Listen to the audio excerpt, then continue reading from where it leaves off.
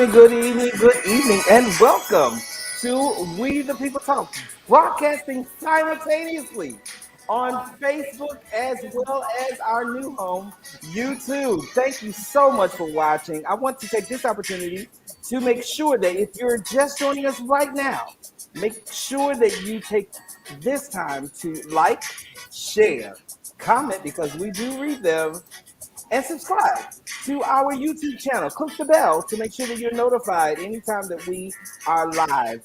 Let me say hello to my co-hosts, the rest of my panel, the rest of the wonderful people that make this show as great as it is. Hello to Mr. Wes, Miss Jill, Miss Brianna, Mr. Johnny, and I am David L. Lester-Massey. How are you guys? Hey. Hi. Hey, Hi. hey, y'all. Welcome back.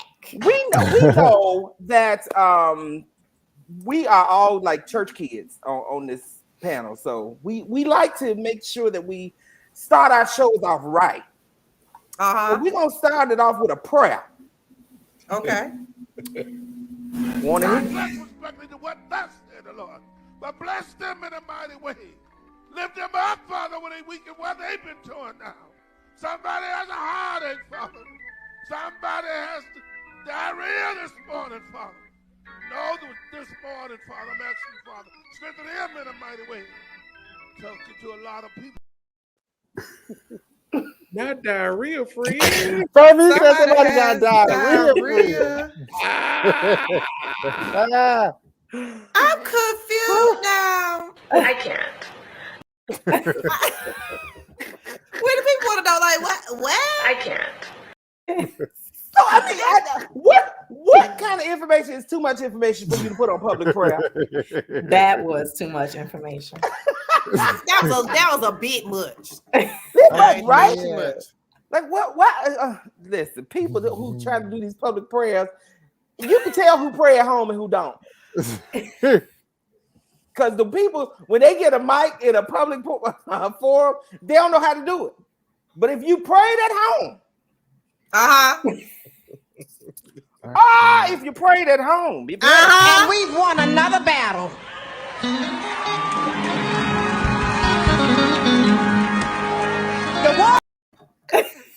Thank you, Jesus. You gotta have a prayer life.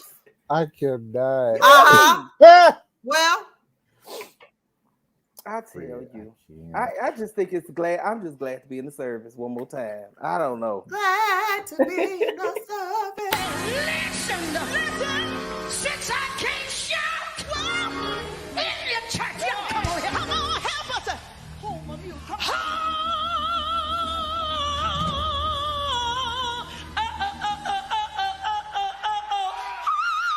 Hold my music.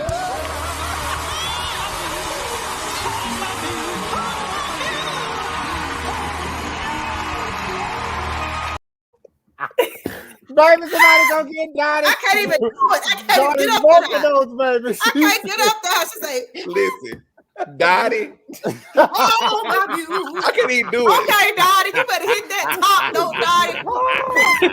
I'm tickled. Yeah, I think the church people do too much though. Come on now. Yeah, that was too much. That was a lot. Okay, Dottie. I mean, But it was funny. it was Dottie, It was Dottie funny. needs And to did you let it see go. how the other two was looking at it? They was like, Daddy, what you do? Because you got Tremaine, who's known for singing them high notes and holding them and everything, but I don't think she was ready. Tremaine was like, not tonight. Tremaine was very much. Tremaine got lost in Tremaine the sauce. said, She said not tonight. But that brings up a really interesting point because we know about it because we've been in church like most of our lives in certain types of denominations of church. Brianna, what would you have done if that would happen in the church you went to as being a millennial? The prayer? Either one of them. Go ahead, tackle them. Go Let ahead. me just go in the bush and weep. Did he really say that? Did it? Or did he need to excuse himself? Hello. To the toilet. See, you know me and Brianna are one of them two. We could never sit together in church. I'll be making Me and her laugh Wesley like can't that. either because we used to get in trouble quite often. With the food. And Johnny was there too. Yes, quite often. We used to get the look because we would get snickering and giggling and yeah. I cannot. I hope you've enjoyed our our minutes of foolishness that we try to have and add to just about every one of the shows that we produce. Because we just think it's so much going on in the world. We just need to lighten up and be lighthearted and just laugh at life and enjoy. What's going on, G? What you got? And you know what? It says there's a whole lot going on. You know, they say we the peoples might get some snow. Us is down here in the South, include me in the Carolinas. This weekend. Yeah, all of us, Atlantas and Carolinas, and y'all Chicago people, y'all get snow all the time. So you know, for y'all just whatever. But for us, is I'm like, oh, I need to go to the grocery store. I need to go to the store. I'm perplexed. They talk about 7 to 9 inches, and I'm not ready. Where is your scooter? I need to go get the bread and the milk and the top, which I can't even drink milk. I'm lactose, but I need to go When get is some it oat milk coming? and some When is stuff. the snow coming? They talking about Saturday night into Sunday, child. They talking about some real snow. I had to get my weather report this week because I was like, oh, we got First of all, let's talk about snow. It needs to stay the hell. I'm sorry, Dave. It needs to stay the hell away from me. Sick of it. I mean, Okay, girl, bye. y'all have been blessed with a lot of snow, Wesley. But us is listed, especially now since I'm new to the Carolinas. We the people want some snow. Okay? Y'all want snow? Yes, I do. Bring it You on. can take I do. all of it, girl. And do. What? Wait a minute. Because I'm gonna sit. Because guess what I'm gonna do? I'm gonna sit right here. No. How you doing? That's exactly what I'm gonna do.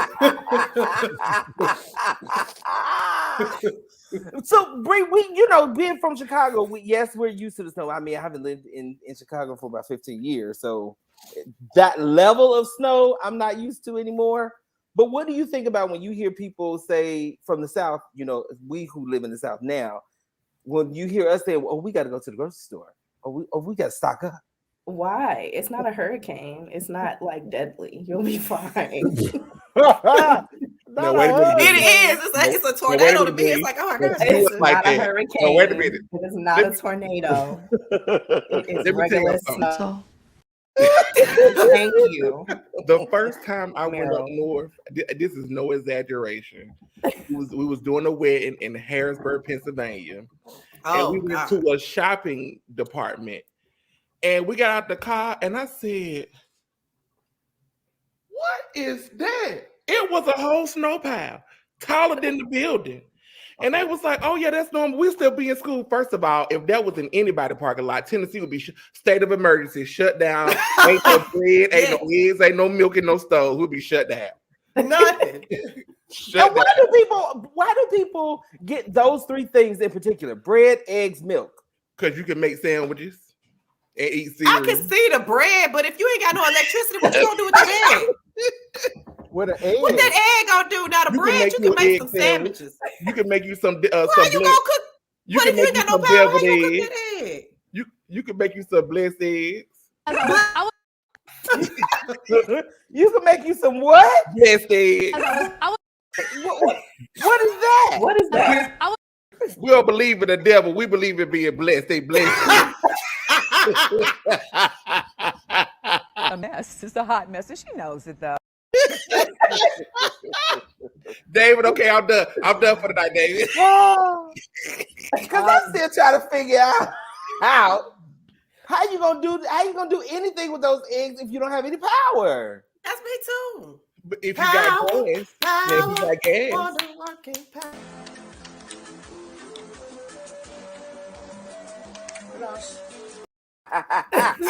Now that's true because we had a gas stove growing up. Okay, we had a gas stove, and I remember when the ice storm of '94 came through and swept through Tennessee, and we didn't have power for like 2 weeks. We had a gas stove. We was eating full meals. Okay, full meals. Okay, I That give makes that. sense. Yeah, But we ain't got no gas stove here. I ain't got no gas stove, so I need the power to stay on.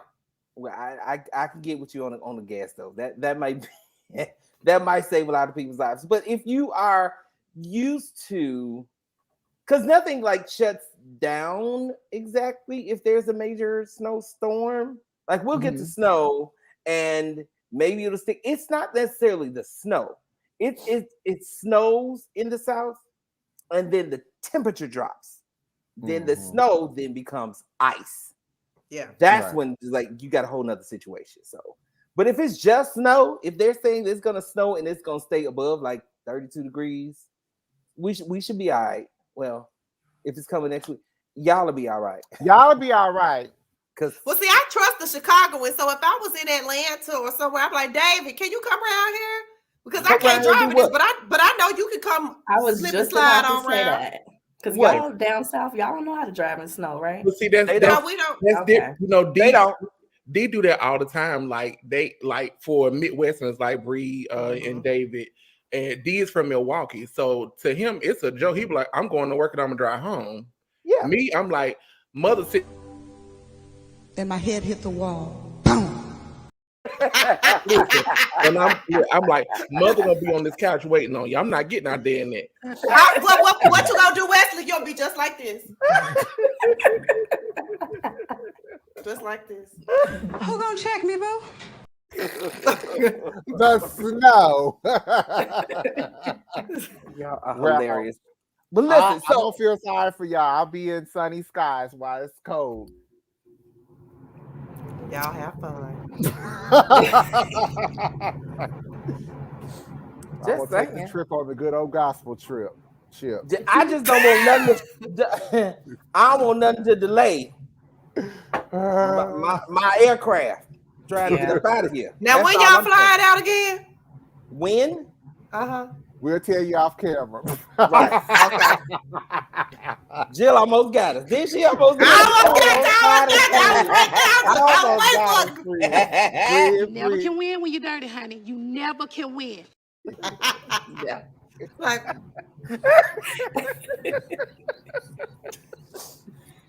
listen, so I was having, and this brings us to the main topic of our show. So if you're just joining us, make sure that you like, share, subscribe, and comment. We do read them. If you're watching us on YouTube, thank you for welcoming us to our new home.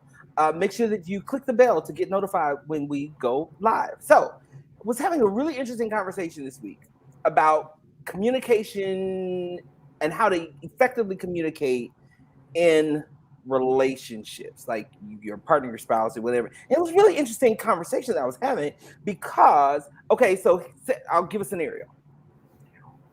If you, Jill, think that if your spouse came up to you and said, you know what, it's really important for me to hear the words "I love you"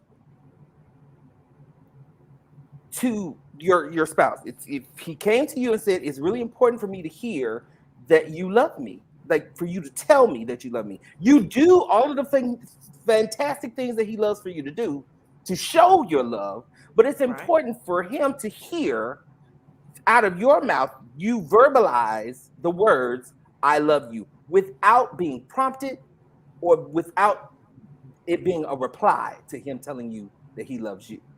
What do you do in that situation? If you are the person who wants that type of connection or wants to hear that, but your spouse doesn't.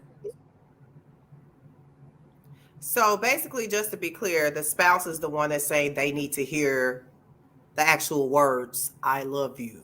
All of that. Yes. So basically, to me, that's words of affirmation. Like you need to hear that, like that's your love language, right? So I'm going to take heed to that. I'm going to listen to that. Now, even within that, I'm going to make sure that I do it. But like you said, it's not going to be an enormous amount of like over, oh, I love you. First of all, you have to know your spouse, and your spouse got to know the partner. You're going to get I love you out of me, but it ain't going to be, oh, baby, I love you. I love you. I love you. I love you. I love you. I love you. No. Okay. That's not happening. When we get off the phone or whatever, if I feel like I love you or just whatever, I'm going to say it. But especially if I know that my partner wants to hear that and needs to hear that, I'm definitely going to make it a point to do it. Because it's just like, if I want you to do, like, I'm an acts of service type of person. Love language. So if you're taking out the trash or doing this or doing that or whatever, I love that. You know what I'm saying? Like, I'm not so much of the I love yous, I need to hear that. I'm more so, let me see the acts. That type of thing is like my love language. So I think you have to take that into account. Whatever your spouse needs, you should definitely do that. Don't overkill it, please. No, and I'm sure that they're not saying to overkill, but I think it's a difference between you loving what they do for you versus you loving who you are. Like loving you as a person, as their spouse, as their mate, as their partner, whatever. That's a difference. So, Brianna, have you ever had any challenges like that in your relationships?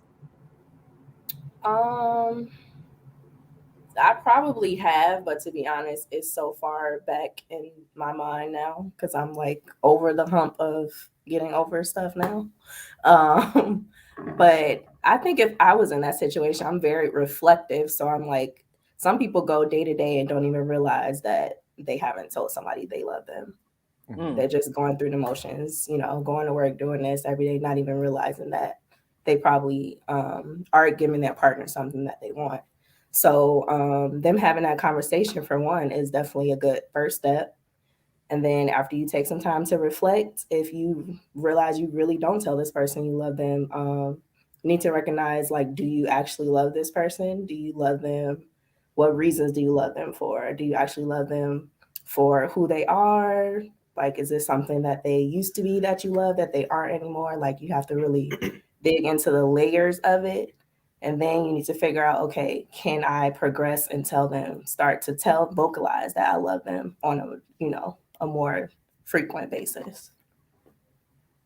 Interesting. Because, so then the question then becomes, how does the person who needs that approach that conversation with their spouse, with their mate? Wes, what you got?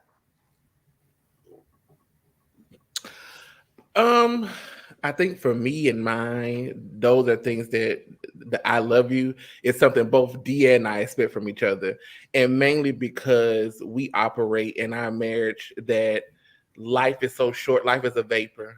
And I don't want to close my eyes and not wake up the next day. And likewise for him, and the last words I not hear is you say you love me. So we make that a very big practice in our marriage. We both feel like that's important. Interesting.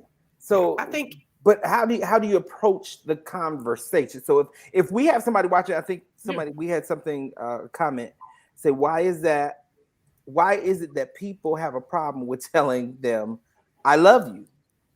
Like why is it such an issue with people saying the words I love you? If they really mean it, if they're showing that they love you, and and you, like, we're talking about people that are already in marriages. Let's say that they're already in the marriage. Let's say that this is not a dating thing. This is not a boyfriend girlfriend thing. This is not we just starting this relationship out thing. Like, they've actually married. Like dun. They've been in this marriage. Like they done been in here, right?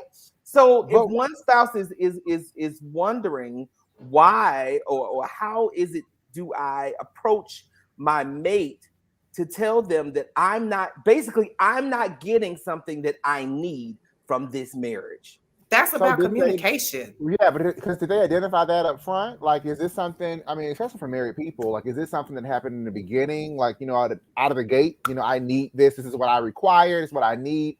Or is it something that they came up with later on? And then also, what's the background of other said person? Because some people have not heard they love you. So if they ain't heard they love you, they may not know that they need to tell you that they love you, because they feel like, I done made it this long on my Christian journey, and I ain't heard it, so maybe I don't feel the same about you. I mean, it's a lot of things that and I always think about mental health from that aspect, like what's the emotional makeup of a person, because some people they don't know what that's like.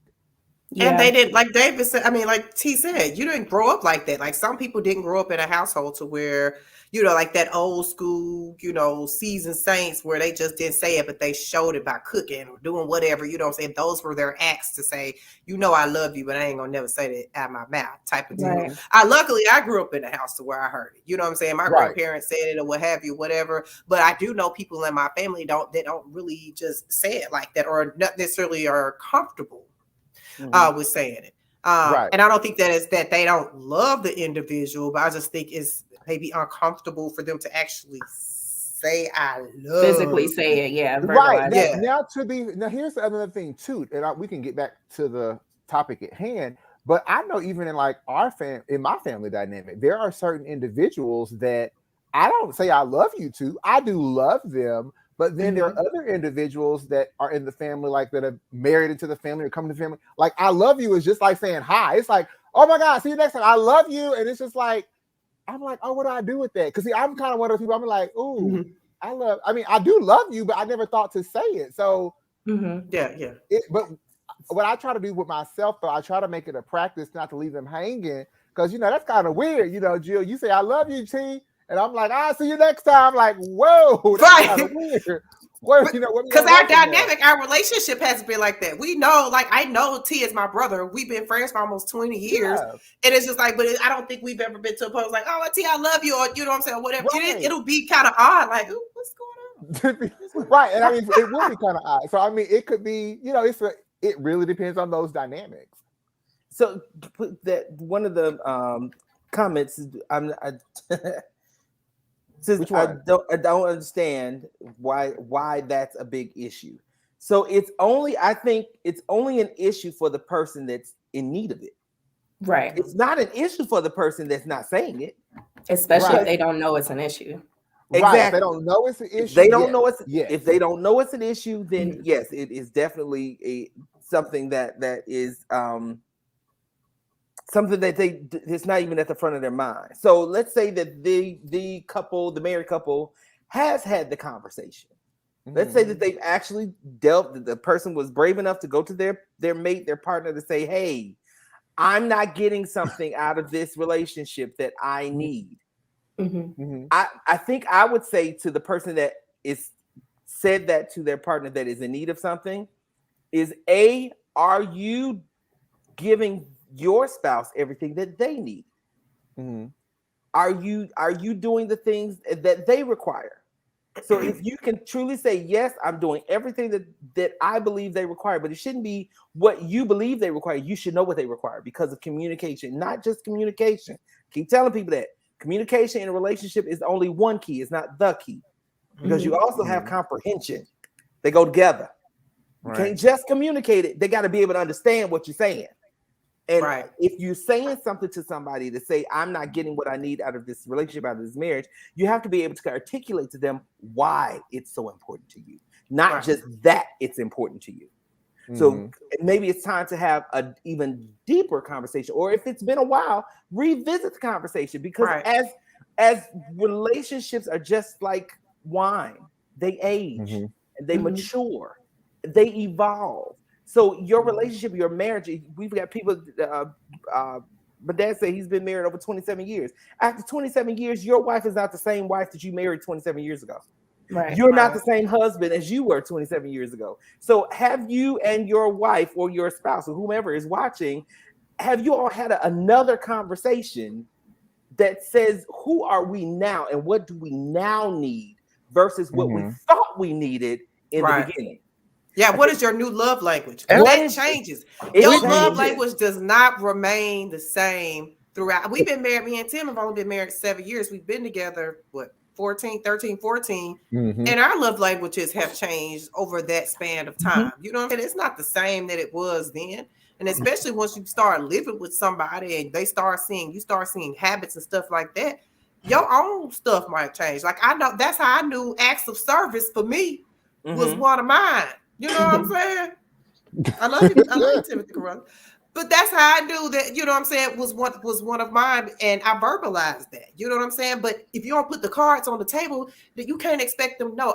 There's no way I can expect him to know certain things or certain wants from me if I don't verbalize it, like he said. Mm-hmm. You know what I'm saying? And that's not fair to him. That's not fair to Tim if I don't say certain things.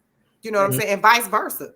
You got to put the cards on the table. You can't be afraid to have them conversations. Absolutely. Exactly. Like literally me and D, we just had a conversation like that of like what the things we want to work on now present where we are, you know, this year starting and moving forward. But like Jill said, you have to put those items on the table, because if you don't, it's like a balloon is going to deflate. Yeah. It'll deflate. So, and then y'all will get mad and all the other stuff, and it's just like you can't get mad when you don't tell the people what you want. Mm-hmm. Yeah, it's just like when you go to a restaurant and say, "I want extra cheese," and you think it in your head, "I want extra cheese," but then you don't tell them you want extra cheese or extra sauce. I'm specific with my food. I want extra sauce. That's what I said. Look at foodie. Look. Kelly Banks has a comment. She says, "Open communication with good listening is how you can tell someone what is needed as far as love language." So yes, the communication has to be open. It has to be, when I think of open, meaning free flowing. It has to be both sides communicating. Somebody listening to it, somebody actually doing the speaking of what they need. I see another comment that what if you do tell them? What if you do tell them what you need? Yes, if you tell them what you need, it's not enough just to tell them. It's not enough just to tell them. You have to tell them why it's needed and what it means for you to receive it and what it means for you when you don't. Well, that's the level of conversation that needs to be happening in marriages, especially. Like, it's not just me saying, I'm not getting what I think I need out of this marriage. It has to be, I'm not getting what I need out of this marriage, and this is why I need it, but this is also how I'm feeling on the other end when I'm not getting it. It's give and take. It's give and take. It has to be. Yes, that I definitely agree with that. It is give and take. But I do think one of the things I think you have to be considerate of, and it just made me think about it, is people, when you talk about people's love languages and evolving and all that, but what about the school of thought people come from? Because everybody's not from the same school. Right. Everybody's not taking the same course. And what I mean by that is hard knocks. But what I mean by that is some people are, it depends on where you fall in the age bracket. You got 20-year-olds married, you got, 70-year-olds that are married. And some of the people on the seasoned end of that scale, let's put it like that, they may be more set in their ways. So they may have different outlooks, if you will, about certain things. And so that can be tough. I mean, face it, like my grandparents aging a little bit younger, when they were alive, like they kind of were set in their ways. I'm not saying it's right. I'm just saying that it kind of is what it is. And women back then weren't as vocal to speak up for certain things. They thought as long as the household was being taken care of and all this, that, and the third, that I need to keep my mouth closed. And us as these days, that ain't how that's not how it goes down. I can't. Like, no, we're not doing that. But that also, Jill, speaks to the level of provision.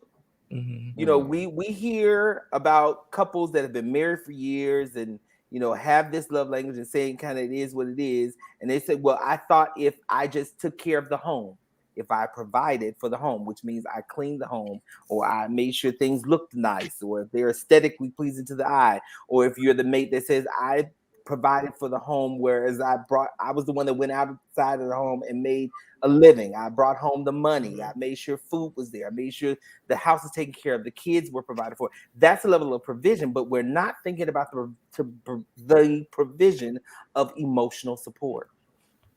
It's so lost in that same arena. And you get people, yes, you may be stuck in your ways, but that's why you have that same group of individuals that's on the season end of that spectrum, that when something happens in their marital status changes for whatever reason, and they're by themselves now, they letting their freak flags fly. And why are they doing that? Whose phone is that? Stop it. Sorry. Let me just go in the bush and weep. Sorry, it's on my computer. Oh my God, it's loud in my ears. Like, stop it. I'm team Android, so I know that ain't. So no, they letting their freak flags fly because they have been so used to not saying what it is that they need, and now they have to be dumped back into this dating world that they know nothing about. Oh Lord, nothing. Jesus, I can't imagine dating right now. Like I probably would have fun to a certain extent, but I can't imagine. Talk. I can't be around that. Wait, hold on. All of y'all stay married. Do not get a divorce, child. Come on, what you got, Bree? How is the dating scene? It's a struggle out here. I'm sure it is some decent men out here, but where they at? I don't know. They're somewhere in the bushes hiding. Oh. We all sitting here waiting on each other at this point. I don't know where they at. I don't know where they at. Tinder and Christian Mingle. I can't. That's where the O's at. That's where the O's at. Yeah. Even on Christian Mingle, them where the O's at. Like you said, but y'all get my drift. Yeah, we get your drift. But Bree, have you tried any of those dating sites?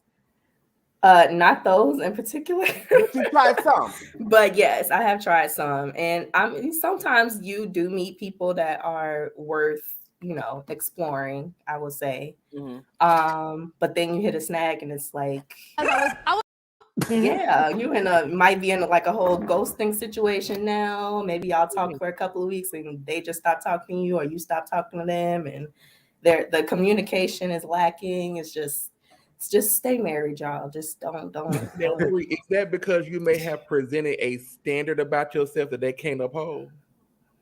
I'm very clear, so I don't know. Come on, exactly. Clear. Come on, Clear. And what does clarity look like for you? I tell them what I want. Like, that's usually a first question I ask. Like, what are you looking for exactly? So I can continue the conversation or decline the conversation. How do you want it? I actually think one of those, because I used to ask that when I was in the dating field too, and I think that's it can be such a misleading question. Actually, what's that question? What are you looking for? Because it's not as straightforward. I didn't have to. No, I didn't have to. I didn't have to. I'm telling you, I didn't have to ask you. I said when I was in the dating world, I already knew what you wanted. But okay, girl, bye.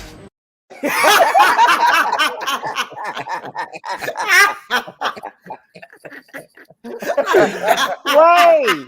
No. So because when you ask the question like, what are you looking for, and you haven't given that information up front, that person kind of doesn't know. So they're kind of trying to figure out what they should say based on what they think you want.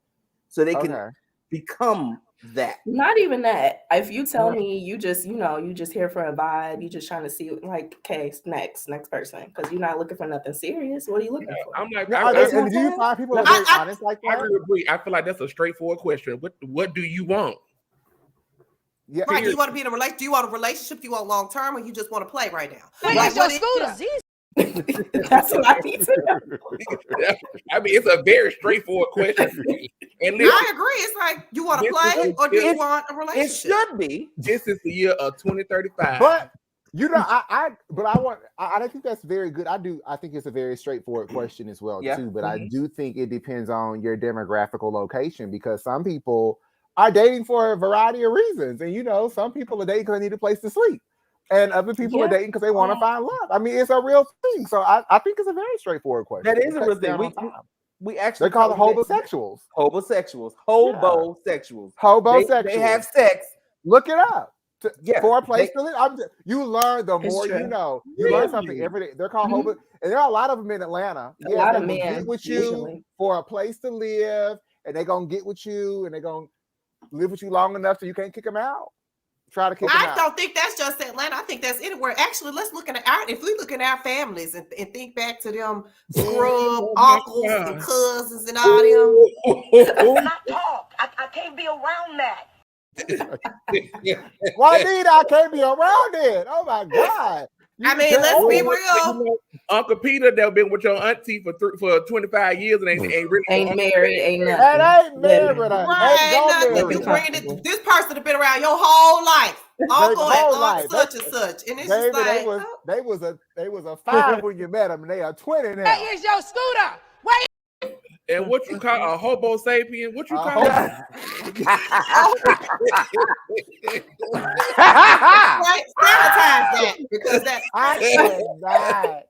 I'm weak. We call them hobosexuals. Oh, okay.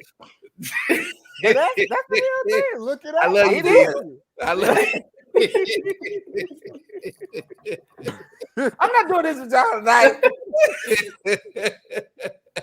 But even if you've had somebody that has been in your life, like we just said, like so many years and never got anywhere, they never got past the living with you stage. Like they never moved to marriage. Mm-hmm. What if one person did want to move towards marriage, but you've been with them for so long?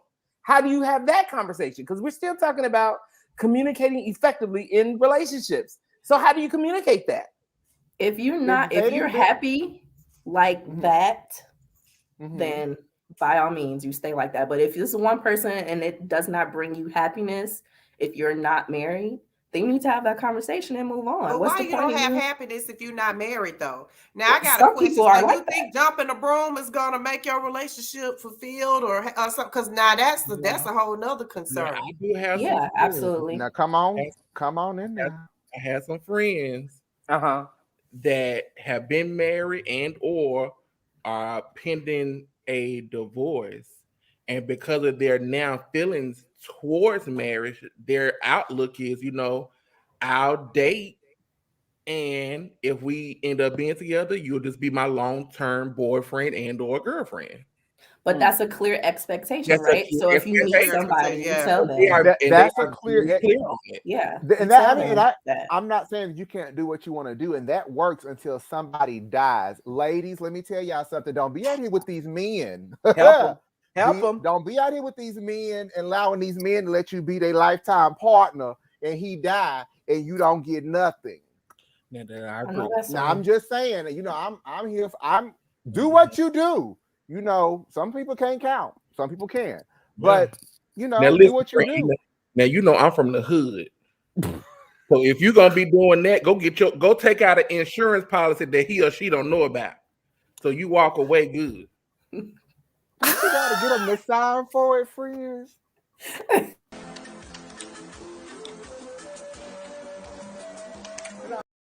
I got friends and different demographics, baby. Listen, I know people who have been with people and they done had an insurance policy. So when they kick deceased. If they kick the bucket, if the wife pop back up because they want divorce, or if they just been taking care of said friend for a long time, they got some money. Well, that's what let me break now on the HR side. Hold on, Wesley, because you just made a point.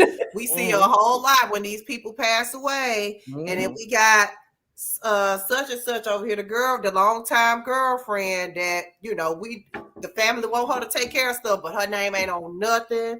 But the ex-wife name on it and all this other stuff. Y'all change your beneficiaries, change all your stuff in your system with your employer if you get divorced.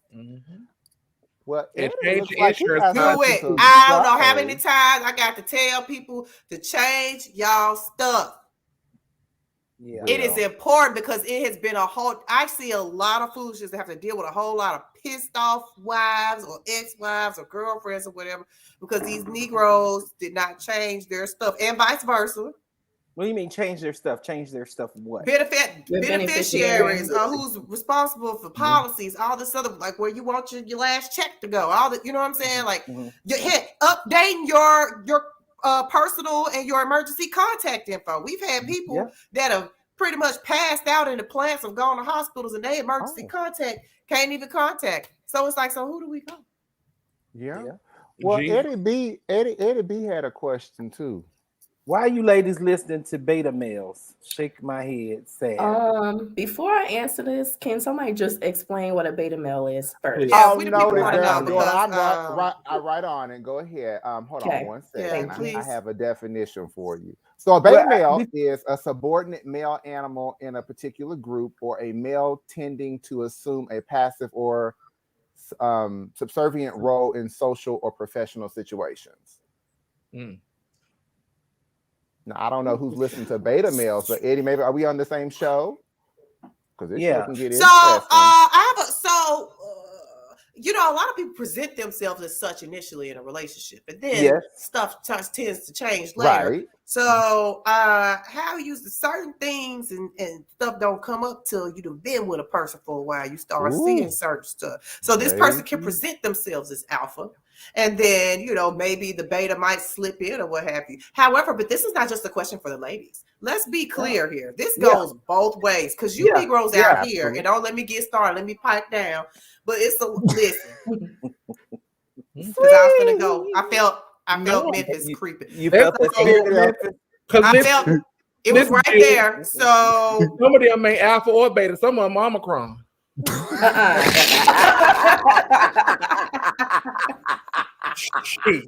I'm deceased. Just sick. And I'm dying again. Yeah, Kelly Banks. I don't know why I keep wanting to call her Kelly Blanks. Kelly Banks says that theory was scientifically disproven. No such thing as alpha or beta males. So some people just have dominant personalities. I have a very dominant personality. I mean, but when you have the personalities of the two individuals in the relationship or in the marriage or whatever, what have you, there has to be reasons and situations. You're gonna continue to bump heads if both of you all, if someone does not submit. But you have to be vulnerable enough and trusting enough to be vulnerable and submit to something that you don't know how to do, that you don't have any control over.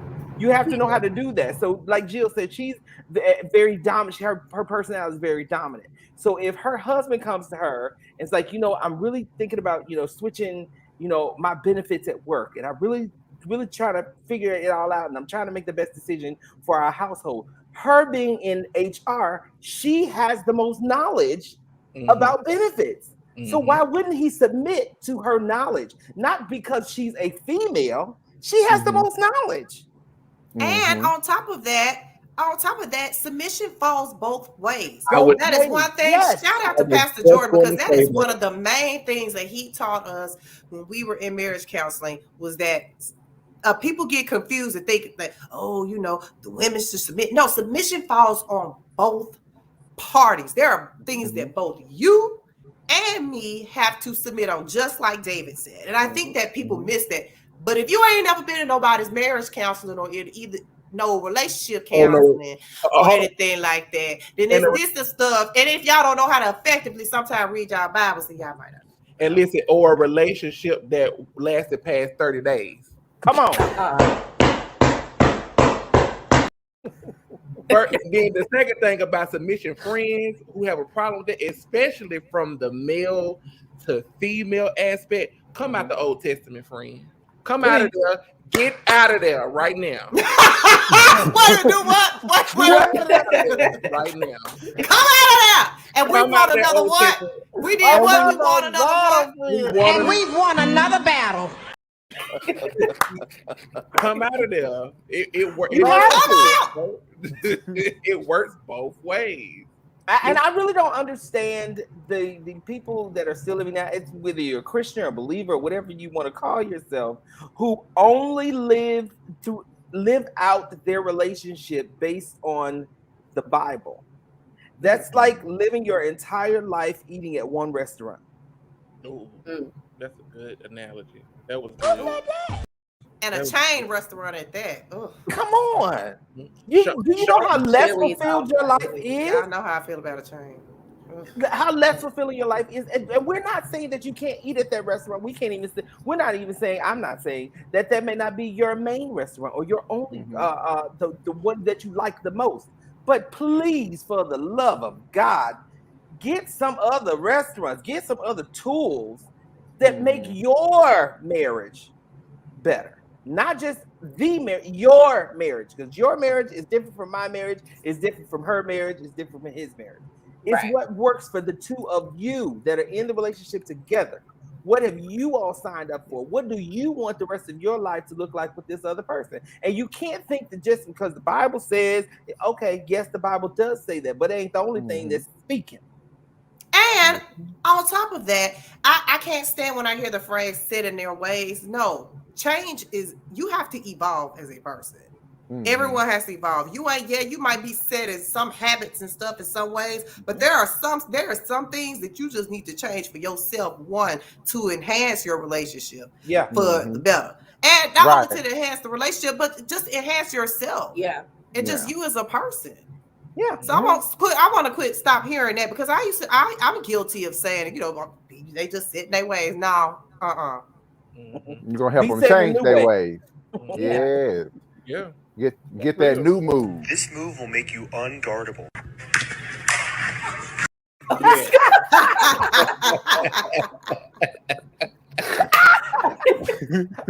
You're right. I wouldn't argue. Now listen, this is the second show that y'all cutting up. We say stop doing that. Stop doing Come out of there. Yeah, right Come out of there. And we want another bell. Yes, I cannot. I'm tickled.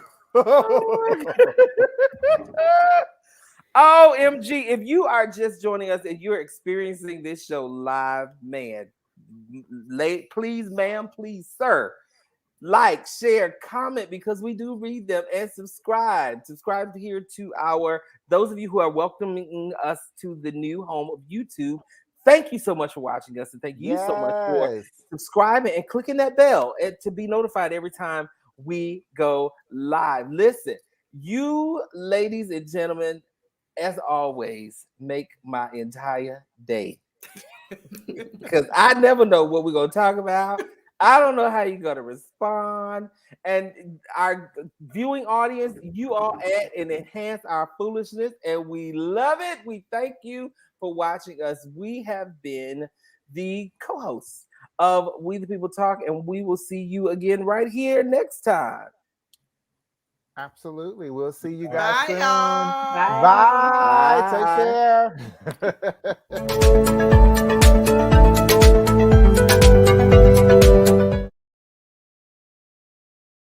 Tell you right now, some of y'all gonna have more peace this year, more blessings this year, because when you mind your business, you unlock your blessing. Come on. You unlock your own blessing. Unlock it.